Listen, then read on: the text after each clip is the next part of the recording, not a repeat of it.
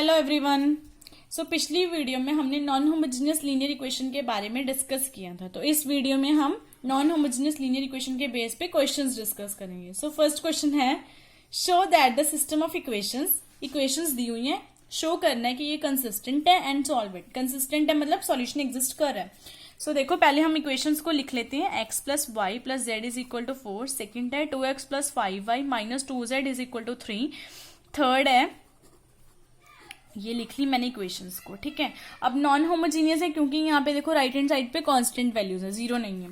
So non homogeneous equations को हम कैसे लिखते हैं, A X is equal to B की फॉर्म में। ए होता है कोएफिशिएंट मैट्रिक्स, आता है आपको कोएफिशिएंट मैट्रिक्स बनाना, और एक्स होता है वेरिएबल मैट्रिक्स एंड बी है हमारे पास यहाँ पे कांस्टेंट मैट्रिक्स। तो कोएफिशिएंट मैट्रिक्स कैसे बनाएंगे, एक्स का कोएफिशिएंट 1, वाई का कोएफिशिएंट 1, जेड का कोएफिशिएंट 1। यहाँ पे x का कोएफिशिएंट 2, y का कोएफिशिएंट 5, z का कोएफिशिएंट -2। सिमिलरली थर्ड इक्वेशन में लिख लेंगे x का कोएफिशिएंट 1, y का कोएफिशिएंट 7, z का कोएफिशिएंट -7। वेरिएबल मैट्रिक्स है x, y, z। b क्या है हमारे पास, constant matrix. Constant first equation में क्या कांस्टेंट है, 4। सो यहाँ लिखेंगे ये, सेकंड में 3, यहाँ पे -6 लिख लिया हमने। ये बन गया x is equal to B की फॉर्म में। अब देखो, अब इसके लिए हमें सॉल्व करना है, हमें कंसिस्टेंट बताना मतलब सॉल्यूशंस फाइंड करने हैं, ठीक है। तो इजीली कैसे फाइंड करेंगे, रो एकलन लगाएंगे। रो एकलन में ये जो होता है a11, इसको तो 1 ही रहना पड़ता है, 1 बनाना पड़ता है, लेकिन यहाँ पे ऑलरेडी 1 है, ठीक है। तो इसके नीचे वाले टर्म्स को 0 बनाएंगे और ये रो को 0 बनाना है, ठीक है। तो देखो ये इसको 0 कैसे बनाएंगे, जब हम रो 1 को 2 से मल्टीप्लाई कर देंगे और दोनों रोज को माइनस कर देंगे तो ये 0 बन जाएगा। एंड रो 3 में देखो 1 -1, रो 3 को रो 1 से माइनस कर देंगे, आपस में इनका डिफरेंस कर देंगे तो ये 0 बन जाएगी ये वाली टर्म, ठीक है। तो देखो यही वाला ऑपरेशन लगाएंगे, पहले रो 2 में लगाएंगे, रो 2 माइनस ऑफ 2r1, फिर रो 3 में लगाना है, एक ही साथ लगाएंगे रो 3 में, रो 3 माइनस ऑफ रो 1 करेंगे, ठीक है। सो देखो क्या है, वेरिएबल मैट्रिक्स में तो कोई चेंजेस नहीं आएंगे, ये वाले में आएंगे और ये वाले में आएंगे, ठीक है। सो देखो R1 को तो हम रो 1 को तो सेम लिख लेंगे क्योंकि इसमें कोई चेंजेस नहीं है, सिर्फ रो 2 और रो 3 में ऑपरेशंस लगाने हैं। रो 2 में क्या लगाने हैं, रो 2 minus of 2r1, 2 minus of 2 into 1 क्या बन जाएगा 0, 5 माइनस ऑफ 2 इंटू 1 क्या बन जाएगा 3, -2 इंटू -2 इंटू 1 क्या बन जाएगा -4, ठीक है। सिमिलरली यहाँ पे लगाएंगे रो 2 3 माइनस ऑफ 2 इंटू 4 क्या बन जाएगा 3 -8 -5 बन जाएगा। यहाँ पे देखो रो 3 माइनस रो 1 करना है, 1 - 1 0, 7 - 1 6, -7 - 1 -8, -6 -4 -10। तो लग गया ऑपरेशन। अब देखो हमें रो 3 को 0 बनाना है, किसकी हेल्प से बनाएंगे, रो 2 की हेल्प से। तो कैसे बनाएंगे, रो 3 में ऑपरेशन लगाएंगे, रो 3 माइनस ऑफ, अगर हम रो 2 को 2 से मल्टीप्लाई कर दें और दोनों को माइनस कर दें तो बन जाएगा 0, रो 3 माइनस ऑफ 2r2। तो देखो कैसे बनेगा, चेंजेस सिर्फ रो 3 में करने हैं, सो रो 3 को हम छोड़ देंगे अभी लिखना, ठीक है, बाकी को ऐसे लिख लेंगे। अब देखो यहाँ पे 0 ही आएगा, रो 3 minus of 2 into r2, 6 minus of 2 into 3 क्या बन जाएगा 6 - 6 0। यहाँ पे भी -8 इंटू -2 इंटू रो 2 में -4 क्या बन जाएगा 0। यहाँ पे -10 -2 इंटू -5 ये भी 0 बन रहा है। सो बन गई रो 3 हमारे पास 0, ठीक है। तो यहाँ पे रो एक लाइन लग गया। अब देखो हमें कंसिस्टेंट के लिए क्या होता था, rank of A is equal to rank of A augmented B होना चाहिए था, देन हम क्या कहते थे वो कंसिस्टेंट है, यही होता है। अगर ए मैट्रिक्स का रैंक और ए ऑगमेंटेड बी मैट्रिक्स का रैंक आपस में इक्वल है देन कंसिस्टेंट होता है। तो पहले ए मैट्रिक्स क्या है, ये ए मैट्रिक्स का रैंक क्या आएगा, ए मैट्रिक्स है ये और इसका रैंक क्या है, देखो एक रो तो पूरी 0 है, एक रो तो पूरी 0 है, ठीक है। तो इसका रैंक देखो 3 तो हो नहीं सकता, तो ऑब्वियसली हम इससे माइनर लेंगे। तो माइनर क्या होगी, 2 क्रॉस 2 ऑर्डर का मैट्रिक्स लेंगे, सपोज ये ले लिया, तो इसका डिटर्मिनेंट क्या आ रहा है 1 इंटू 3 माइनस 0 इंटू 1 क्या आएगा 3। इसका मतलब कि इसका रैंक क्या है 2। तो ए मैट्रिक्स का रैंक आ गया हमारे पास 2 और ए ऑगमेंटेड बी मैट्रिक्स का रैंक क्या आएगा। फर्स्ट ऑफ ऑल देखो ए ऑगमेंटेड बी कैसे लिखेंगे, ए मैट्रिक्स लिख लिया हमने, ये लिखेंगे यहाँ और बीच में डॉट्स है डॉट्स लगाएंगे। बी है, बी कांस्टेंट मैट्रिक्स को यहाँ लिखेंगे, ये लिख दिया हमने, ये बन गई ए ऑगमेंटेड बी मैट्रिक्स। अब देखो यहाँ पे भी एक रो पूरी 0 है, तो इसका मतलब इसका रैंक 3 तो हो नहीं सकता। ये 3x4 ऑर्डर की है, ये 3x3 की थी, एक रो तो पूरी 0 है, इसका मतलब इसका ऑर्डर 3 तो हो नहीं सकता। तो उससे माइनर देखेंगे, 2x2 ऑर्डर की मैट्रिक्स लेंगे, सपोज ये ले ली, इसका रैंक भी नॉट इक्वल टू, इसका डिटर्मिनेंट भी नॉट इक्वल टू 0 आ रहा है, तो इसका रैंक भी क्या होएगा, 2 होएगा। पता है आपको कैसे फाइंड करेंगे? देखो 3 तो इसका हो नहीं सकता रैंक, ठीक है, क्यों? क्योंकि यहाँ पे एक रो पूरी 0 है, ठीक है, तो हम उसका माइनर लेंगे, मतलब 3x3 ऑर्डर को छोड़ के 2x2 ऑर्डर लेंगे। तो ये 2x2 ऑर्डर की मैट्रिक्स है, इसका डिटर्मिनेंट फाइंड करेंगे, क्या आएगा, 1 × 3 माइनस 0 × 1, तो 3 आ रहा है, 3 नॉट इक्वल टू 0 है, तो इसका रैंक होएगा वो क्या आएगा, 2 आएगा, ठीक है। तो देखो ए का रैंक और ए ऑगमेंटेड बी का रैंक आपस में इक्वल आ रहा है, दैट इज 2 आ रहा है, ठीक है। तो इसका मतलब ये कंसिस्टेंट है, कंसिस्टेंट तो हमारे पास प्रूफ हो गया। अब हमने सॉल्व करना है, तो सॉल्व कैसे करेंगे, इनमें इक्वेशंस बनाएंगे। फर्स्ट इक्वेशन क्या बनेगी, 1 को x के साथ, 1 को y के साथ, 1 को z के साथ, x plus y plus z, यही बनेगी, इज इक्वल टू कॉन्स्टेंट के इक्वल, फर्स्ट वाले कॉन्स्टेंट इक्वल 4। सेकेंड इक्वेशन बनेगी y प्लस 3 को y से करेंगे, 3y माइनस 4 को z से करेंगे, -4z is equal to, second वाली क्या है, -5, थर्ड वाली तो 0 0 है, ठीक है। तो यहाँ से देखो हम एक की वैल्यू फाइंड करें, सपोज y की वैल्यू फाइंड कर लेते हैं, तो y की वैल्यू क्या आएगी, ये आ गई हमारे पास। y की वैल्यू को हम x में पुट कर देते हैं, ये वाली इक्वेशन में पुट कर देंगे, y की वैल्यू को यहाँ पुट कर देते हैं, तो देखो z में हमारे पास इक्वेशन बन जाएगी, ठीक है। तो ये करेंगे, ये क्या आएगा, 7z/3, और इसको हम इस तरफ ले जाते हैं, 4 + 5/3, ये बन जाएगा 12 + 5 17/3।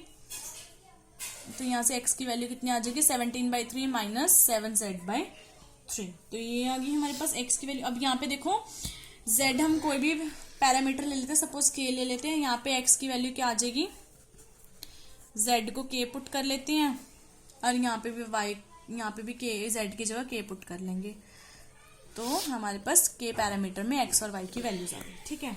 ये सॉल्यूशंस आ गए हमारे पास, ठीक है, और z की वैल्यू k है, ये 3 सॉल्यूशंस आ गए, ठीक है। अब देखो नेक्स्ट क्वेश्चन हमारे पास क्या है,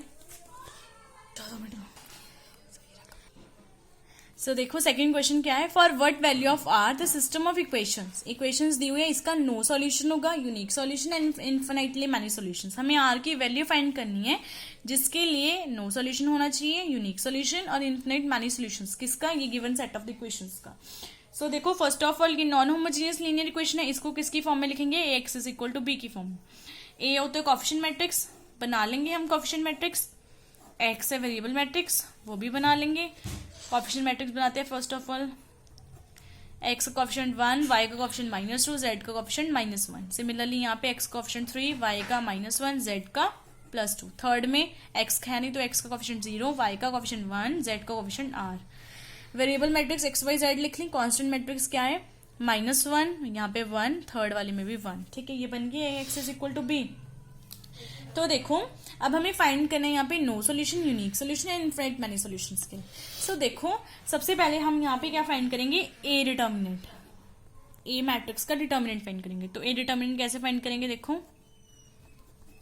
डिटर्मिनेंट आप सभी को फाइंड करना आता ही है, ठीक है। डिटर्मिनेंट फाइंड करेंगे सीधा, 1 को ऐसे लिखेंगे, ए रो को छोड़ देंगे और ये कॉलम को छोड़ देंगे, -1 × r -r, यहाँ से अपनी तरफ से माइनस लेके जाएंगे।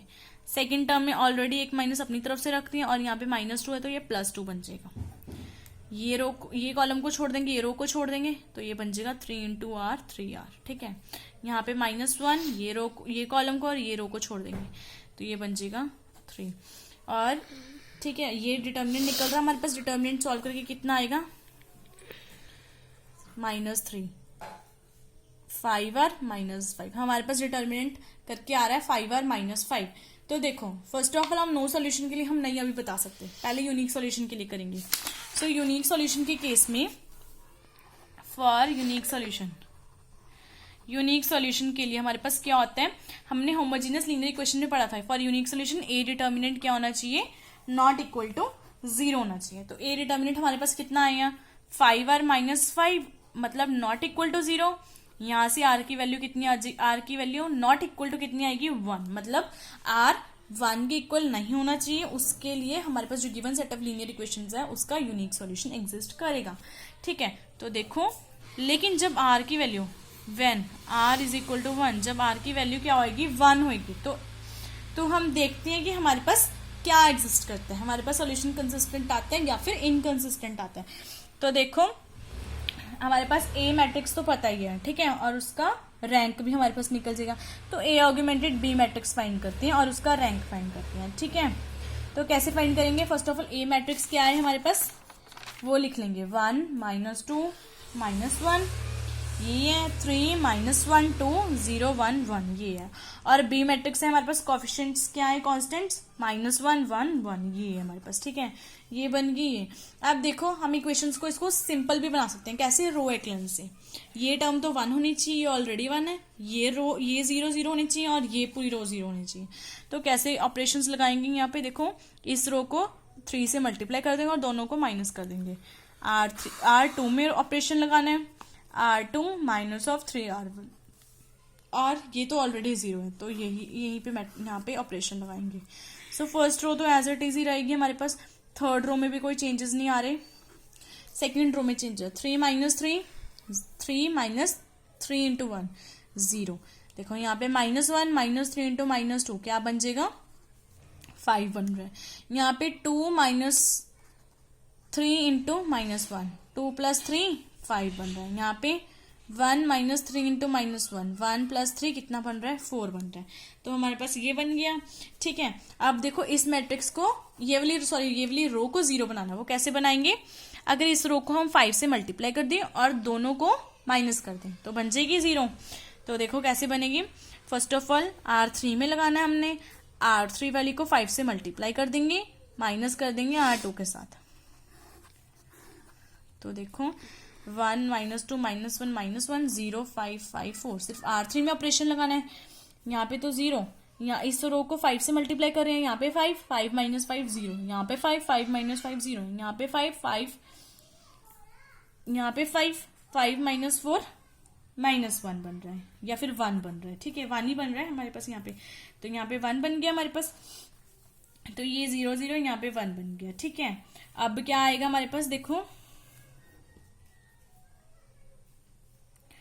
अब देखो यहाँ पे ए मैट्रिक्स का रैंक, ए मैट्रिक्स हमारे पास क्या थी, ए मैट्रिक्स थी हमारे पास ये, इसका रैंक कितना आएगा, यहाँ पे देखो हम यहाँ पे सिंपली कर लेते हैं, यहाँ पे हमारे पास ए मैट्रिक्स तो यही होएगी ना, ये तो कांस्टेंट मैट्रिक्स है, ए मैट्रिक्स का रैंक एक रो 0 है, सो इसका रैंक कितना आ जाएगा 2 आएगा। ठीक है, क्योंकि 3x3 ऑर्डर में ये ए मैट्रिक्स यहाँ पे ये है। ठीक है, यहाँ पे 3x3 ऑर्डर, एक रो 0 है तो 3 इसका रैंक हो नहीं सकता, तो उसका माइनर देखेंगे 2x2 ऑर्डर की मैट्रिक्स लेंगे, 1 इंटू 5 इसका डिटर्मिनेंट, 1 इंटू 5 5, तो 5 आ रहा है, that is not equal to 0, इसका मतलब इसका रैंक 2 होएगा।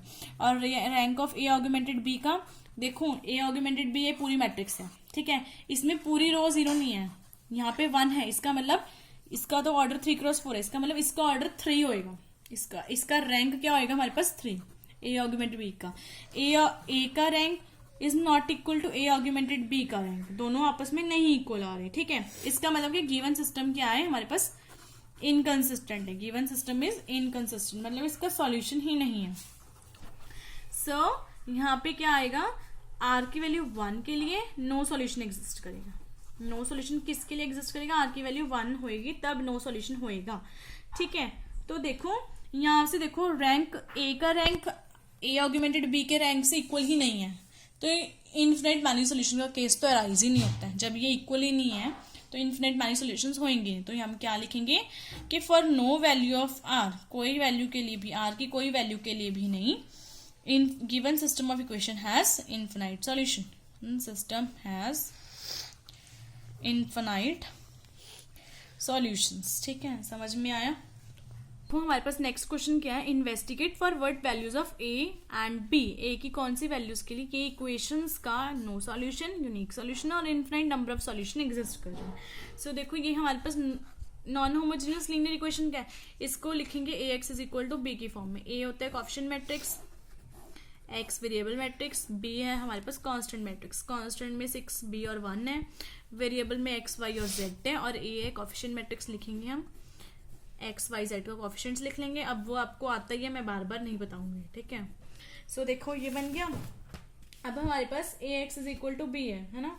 सो गिवन सिस्टम, अब हमारे पास बताना है कि नो सॉल्यूशन कब होएगा, मतलब ए और बी की कौन सी वैल्यू के लिए हमारे पास ये जो इक्वेशंस है इनका नो सॉल्यूशन होगा, यूनिक सॉल्यूशन होगा, इनफिनाइट नंबर ऑफ सॉल्यूशन होगा। सो देखो पहले हम सबसे पहले यूनिक सॉल्यूशन के लिए ही करेंगे, यूनिक सॉल्यूशन के लिए करेंगे।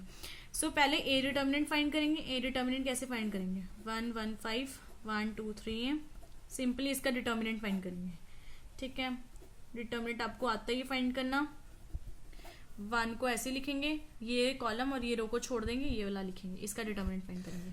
2a माइनस ऑफ 9 है, माइनस अपनी तरफ से लेके जाते हैं, 1 यहाँ लिखेंगे, ये कॉलम को और ये रो को छोड़ देंगे, 1 into a minus 3a plus 5, ये कॉलम और ये रो को छोड़ देंगे, ये आएगा 3 माइनस 2, ठीक है। अब देखो यहाँ पे बनेगा minus 7a minus 1 into minus 2a plus 5 into 1, minus 7a plus 2a plus 5, यहाँ पे बन जाएगा माइनस 5a प्लस 5। सो देखो यूनिक सोल्यूशन के लिए ए डिटर्मिनेंट क्या होना चाहिए, नॉट इक्वल टू 0, डिटर्मिनेंट का क्या ये आ रहा है, मतलब ए की वैल्यू नॉट इक्वल टू क्या होनी चाहिए 1, मतलब ए की वैल्यू नॉट इक्वल टू 1 के लिए यूनिक सॉल्यूशन एग्जिस्ट करेगा। और अगर बस यहाँ पे बी की तो कोई वैल्यू के लिए बात हुई नहीं, तो मतलब बी की कोई भी वैल्यू हो सकती है, B has any value, B की कोई भी वैल्यू हो सकती है, लेकिन ए नॉट इक्वल टू 1 होना चाहिए, तब यूनिक सोल्यूशन एग्जिस्ट करेगा। क्योंकि यहाँ पे बी की तो बी है ही नहीं ना हमारे पास, तो बी की कोई भी वैल्यू और ए क्या है, ए की वैल्यू नॉट इक्वल टू 1 होनी चाहिए, तो given system has unique solution exist करेगा। अब देखो नो सोल्यूशन और इनफिनाइट मैनी सॉल्यूशंस के लिए देखो, अब ए की वैल्यू नॉट इक्वल टू 1 के लिए आ गया। अब हम करेंगे ए की वैल्यू 1 के लिए, देखते हैं क्या आएगा। For when A is equal to 1, जब हम ए की वैल्यू 1 लेके चल रहे हैं तो हमारे पास ए मैट्रिक्स क्या बन रहा है, क्या बनेगा, देखो यहाँ पे सिर्फ ए की जगह 1 1 पुट, ए की वैल्यू 1 पुट करके देखेंगे, ठीक है। तो बनेगा क्या 1 1 5 1 2 3 1 3 1, ए की वैल्यू 1 लेके चल रहे हैं, तो ये बन रही है हमारे पास, ठीक है। अब इसको अब इजी बना लेंगे, कैसे, रो एक्लाइन लगाएंगे, रो एक्लाइन में ये तो 1 नहीं होना चाहिए, ये 0 और ये 0 बनाना है। और इसमें देखो यहाँ पे क्या लगाएंगे, रो 2 में ऑपरेशन, रो 2 माइनस ऑफ रो 1, और रो 3 में भी रो 3 माइनस ऑफ रो 1, ठीक है। तो क्या बन जाएगा हमारे पास 1 1, first row as it is रहेगी, यहाँ पे 1 minus 1 0, 2 minus 1 1, 3 minus 5 minus 2, 1 minus 1 0, 3 minus 1 2, 1 minus 5 minus 4, ये बन गई हमारे पास। अब ये वाली रो को 0 बनाना है, तो रो 2 को 2 से मल्टीप्लाई कर देंगे और दोनों को माइनस कर देंगे, तो हमारे पास बन जाएगी रो 3 में operation, row 3 minus of twice of R2, ठीक है। तो ये क्या बनेगी, फर्स्ट रो को as it is, second row को एज इट इज, ऑपरेशन सिर्फ रो 3 में लगाना है। तो रो 3 में देखो, रो 3 में 2 है, माइनस 2 इंटू R2 में 1 है, 2 minus 2 0, minus 4 minus 2 into R2 में क्या है माइनस 2, माइनस 4 प्लस 4, ये भी 0 बन गया रो एक्लाइन से।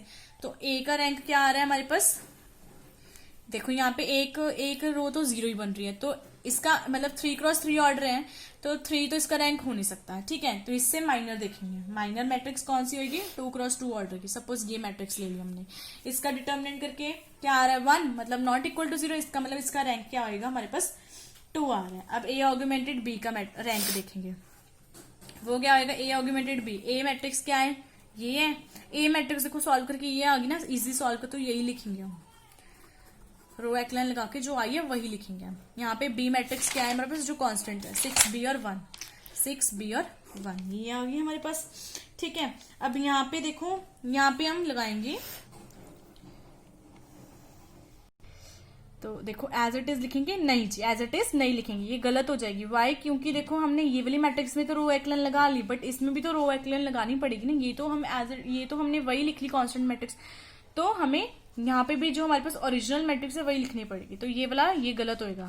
ये कहीं आप सोचो कि ये इजी मैट्रिक्स है तो हम यही बना लें, यहाँ से इजिली सॉल्व हो रहा है, तो नहीं, हम यहाँ पे सही वाली लिखेंगे, दोनों में ओरिजिनल लिखेंगे। ओरिजिनल क्या थी, 1 1 5 1 2 3 1 3 1। रो एक्लन लगाएंगे लेकिन इस पे भी लगानी पड़ेगी, ठीक है, तभी सही आंसर आएगा आपका, अदरवाइज नहीं आएगा आपका। देखो यहाँ पे ये वाली यहाँ पे रो एक्लन लगाएंगे तो यहाँ पे तो 1 होना चाहिए, ये 0 होना चाहिए, ये 0 और ये पूरी रो 0 होनी चाहिए। तो ये 0 कैसे बनाएंगे, रो 2 में हम रो एक्लन लगाएंगे, ऑपरेशन लगाएंगे, रो 2 माइनस ऑफ रो 1, और रो 3 में भी लगाएंगे रो 3 माइनस ऑफ रो 1 की, रो 1 में, ठीक है। तो देखो रो 1 को एज इट इज लिखेंगे, और रो 3 में, रो 2 में चेंजेस करेंगे, 1 minus 1 0, 2 minus 1 1, 3 minus 5 minus 2, b minus 6 बन जाएगा। रो 3 में भी 1 minus 1 0, 3 minus 1 2, 1 minus 5 minus 4, 1 minus 6 minus 5 बन गया ये। अब देखो ये वाली पूरी रो को 0 बनाना है तो कैसे बनाएंगे, अगर हम ये वाली रो को 2 से मल्टीप्लाई कर देते हैं, 2 दोनों को माइनस करेंगे 0, यहाँ पे भी 2 दोनों को माइनस करेंगे तब 0, यहाँ पे नहीं बनेगा, ठीक है, बट हम ये करेंगे। सो देखो यहाँ पे ऑपरेशन क्या लगेगा, रो 3 में लगाना है, रो 3 माइनस ऑफ 2 इंटू R2, 1 1 5 6, यहाँ पे 0, यहाँ पे सॉरी यहाँ पे 1 है, यहाँ पे b माइनस 6 है। तो देखो रो 3 में 0, ये भी 0 बन रहा है, ये भी 0, लेकिन ये वाली टर्म नहीं 0 बन रही। रो 3 में 5 माइनस 5 है, माइनस 2 इंटू रो 2 में b माइनस 6। इसको सॉल्व करेंगे, क्या आएगा, ये आएगा हमारे पास माइनस 2b प्लस 1, ये आ रहा है minus 5 row 3 minus of 2 into, sorry यहाँ पे 12 बन रहा है, ठीक है, 12 माइनस 5 प्लस 7 बन रहा है, ठीक है। तो ये आ गया हमारे पास ये। सो अब देखो, अब हमारे पास देखो हमें चाहिए क्या, इन्फिनिट मैनी सॉल्यूशंस, या फिर हम देख रहे हैं कि नो सॉल्यूशन किसके लिए होगा, ठीक है। नो सॉल्यूशन कब होता है हमारे पास, नो सॉल्यूशन के केस में ए का जो रैंक है वो नॉट इक्वल होना चाहिए ए ऑग्यूमेंटेड बी का। अब देखो ए का रैंक तो 2 आ गया, ए ऑग्यूमेंटेड बी का रैंक 2 नहीं होना चाहिए, इसका रैंक 2 नहीं होना चाहिए। तो 2 कब नहीं होगा, देखो अगर यहाँ पे मैं 7/2 पुट करूंगी, बी की वैल्यू 7/2, तो 2 से 2 कैंसिल, माइनस 7 प्लस 7, ये पूरी रो 0 बन जाएगी, तो इसका रैंक 2 आएगा। इसका मतलब क्या है, अगर b की वैल्यू 7/2 की जगह कुछ और हो जिससे कि ये 0 ना बने, तो इसका रैंक 3 आएगा। तो दोनों का रैंक आपस में इक्वल नहीं होगा, तो इसका मतलब फॉर नो सोल्यूशन के लिए b is not equal to 7/2, b की वैल्यू 7/2 नहीं होनी चाहिए, और a की वैल्यू तो हम 1 लेके चल रहे हैं, ठीक है।